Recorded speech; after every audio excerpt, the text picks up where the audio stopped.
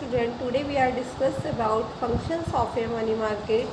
First है इसमें provide fund, second है इसमें use of surplus fund, third इसमें helps to government, fourth helpful in a monetary policy, fifth है equilibrium between demand and supply, six है आपका promote liquidity and safety. अगर हम बात करते हैं फर्स्ट फंक्शन की जो है इसका प्रोवाइड फंड्स, जो हमारा मनी मार्केट होता है उसका जो फर्स्ट फंक्शन होता है वो क्या करता है, जो जनता होती है उसको क्या करता है, फंड एक कोष के रूप में प्रदान करने की सुविधा प्रदान करता है, जिसको हमने क्या नाम दिया है, प्रोवाइड फंड्स के नाम से हम इसको जानते हैं।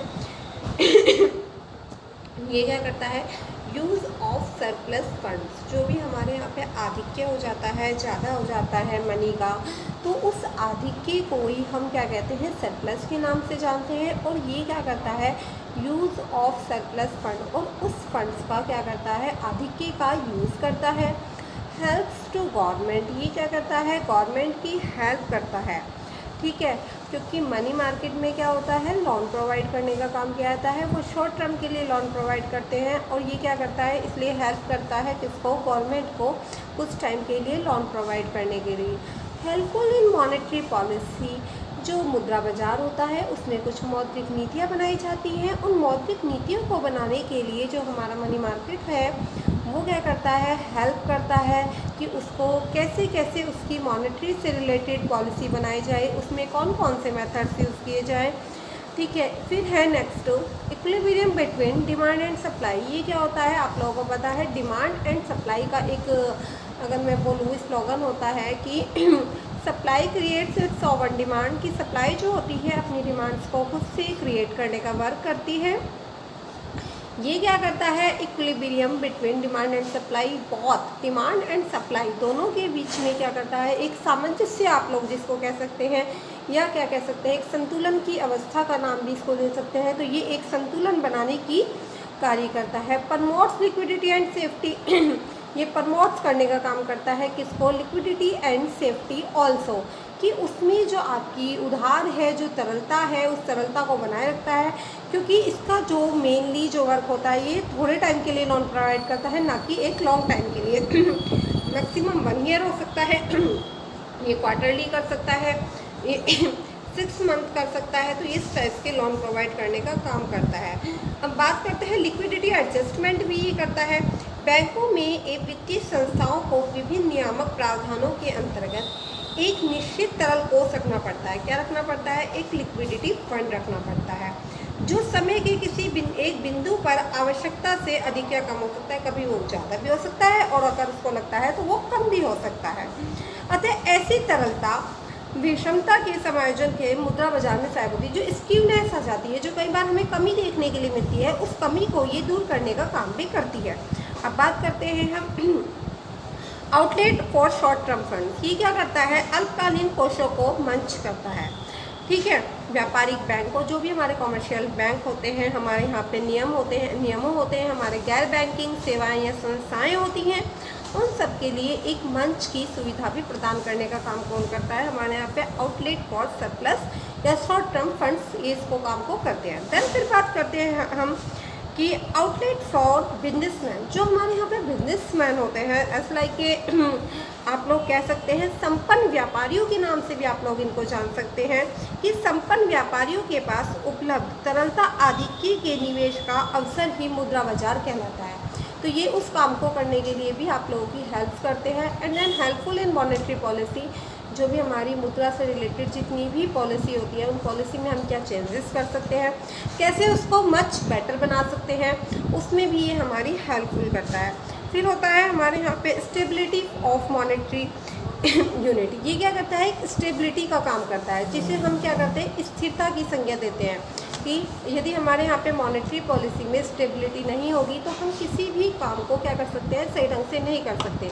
तो हमारे यहाँ पे जो मनी मार्केट होता है, क्योंकि आप लोगों को पता है कि एक बार जो मनी चल जाती है मार्केट में, उसमें क्या होता है, वो स्टेबल होगी, है ना। जब तक उसमें गवर्नमेंट चेंजेस नहीं करना चाहेगी तो अदर कोई पर्सन उसमें चेंजेस नहीं कर सकता है।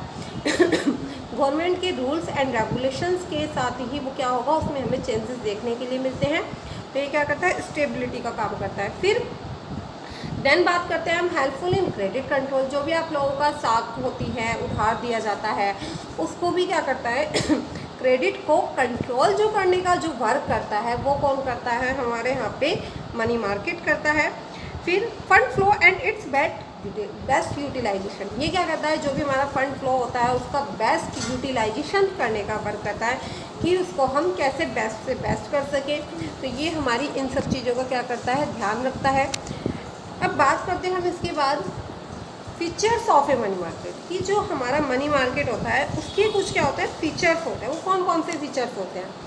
फर्स्टली अगर हम बात करते हैं तो ये एक शॉर्ट टर्म मार्केट होता है। शॉर्ट टर्म मार्केट क्यों बोला गया है? शॉर्ट टर्म मार्केट इसको इसलिए बोला जाता है क्योंकि इसमें जो लोन प्रोवाइड किया जाता है वो क्या किया जाता है, 1 ईयर के लिए, मैंने आप लोगों को बताया क्वार्टरली हो सकता है, वो 6 मंथ के लिए हो सकता है। तो ये जो आप लोगों को लोन प्रोवाइड करता है ये शॉर्ट टर्म के लिए करता है, इसलिए इसको हम शॉर्ट टर्म मार्केट के नाम से भी जानते हैं। देन फिर बात करते हैं हम separate market for each market. ये क्या होता है, कोई भी एक मार्केट है उस हर मार्केट से क्या होता है, अपने आप में एक तरीके से सेपरेशन रखता है, सेपरेट हो जाता है, ठीक है, अलग होके चलता है, जिससे कि क्या हो कि इनके बीच में कुछ आप लोग कह सकते हैं कि कंफ्यूजन क्रिएट ना हो, ठीक है। तो इसका फीचर्स क्या होता है, ये separate market for each market, कोई भी मार्केट है तो उससे अपने आप को डिफरेंट रखने की कोशिश करता है। इंस्टीट्यूशंस, ये एक क्या होता है, एक संस्था के रूप में कार्य करता है। मुद्रा बाजार में पर्याप्त मात्रा में विभिन्न समय अवधि में विभिन्न वैकल्पों में से बहुत सारे आप लोगों के पास अल्टरनेट होते हैं, उस बहुत सारे अल्टरनेट में से बेस्ट अल्टरनेट को चूज़ करने का काम भी यही करता है। मनी मार्केट फॉर कस्टमर्स और open market, open money market ये क्या करता है, जो हमारे यहाँ पे कस्टमर्स होते हैं उनके लिए एक ओपन मनी मार्केट की सुविधा रखता है। ओपन मनी मार्केट यहाँ पे होता है, ओपन मनी मार्केट का मतलब क्या होता है, जहाँ पे क्या होता है, कोई भी व्यक्ति क्या हो सकता है साख पत्रों को क्या कर सकता है, खरीद सकता है, बेच सकता है। एक बहुत बड़ी मात्रा में आप लोग बोल सकते हैं कि sellers and buyers are available, ठीक है, जहाँ पे बहुत सारे सेलर्स एंड बायर्स अवेलेबल होते हैं, उस मार्केट को भी हम क्या करते हैं, मनी मार्केट का नाम देते हैं। तो ये चीज़ें हमारी काफ़ी ध्यान रखने वाली हैं कि इसके फीचर्स क्या होते हैं। कुछ और बात करते हैं कि और क्या बताता है ये घटक के बारे में, कि मुद्रा बाजार का विस्तृत तथा गहन होना आवश्यक है। ये क्या होना चाहिए, एक वाइड लेवल पे होना चाहिए, इसको आप डीप भी कह सकते हैं, लार्ज लेवल पे भी कह सकते हैं। अर्थात बाजार में बड़ी मात्रा में इंस्ट्रूमेंट्स क्या होने चाहिए, कि बाजार में एक बड़ी मात्रा में बहुत सारे हमारे यहाँ पे इंस्ट्रूमेंट्स होने जरूरी हैं, ठीक है, जिसे आवश्यकता अनुसार उपयोगी विकल्प के रूप में हम चुन सकते हैं। फिर है एक विकसित तथा सुसंगठित बैंकिंग प्रणाली। एक जो बैंकिंग सिस्टम है वो कैसा होना चाहिए, वो डेवलप्ड होना बहुत ज़्यादा ज़रूरी है, क्योंकि वो जितना ज़्यादा डेवलप्ड होगा उतनी ही ज़्यादा हमारी हेल्प करेगा। फिर है कि मुद्रा बाजार में सभी विक्रेता और क्रेता को मांग और पूर्ति की शक्तियों में जितनी भी हमारी डिमांड एंड सप्लाई की जितनी भी पावर्स होती हैं, उन सब पावर्स में हमें क्या संतुलन बनाए रखना बहुत ज़्यादा आवश्यक होता है। फिर है मुद्रा बाजार में प्राइमरी मार्केट के साथ साथ सेकेंडरी मार्केट, आपकी प्राइमरी मार्केट तो है ही, उसके साथ साथ हमारे पास सेकेंडरी मार्केट होना भी बहुत ज़्यादा ज़रूरी है, क्योंकि कई बार प्राइमरी में कोई हर बंदा नहीं खरीद सकता, तो उसके लिए सेकंड ऑप्शन होना बहुत ज़्यादा ज़रूरी होता है। फिर है मुद्रा बाजार के विभिन्न घटकों उप बाजारों के मध्य स्वतंत्र प्रतियोगिता, कंपटीशन होना भी बहुत ज़्यादा ज़रूरी है, क्योंकि यदि कंपटीशन ही नहीं होगा तो पता नहीं लगेगा कि किस व्यक्ति में कितनी एबिलिटी है, ठीक है, क्योंकि कंपटीशन एक ऐसा मीडियम होता है जो क्या होता है, हर व्यक्ति को उसके टैलेंट के बारे में बताता है, क्योंकि कंपटीशन होगा, प्रतिस्पर्धा होगी, तभी हम एक दूसरे को बीट करेंगे एंड देन आगे बढ़ते हैं।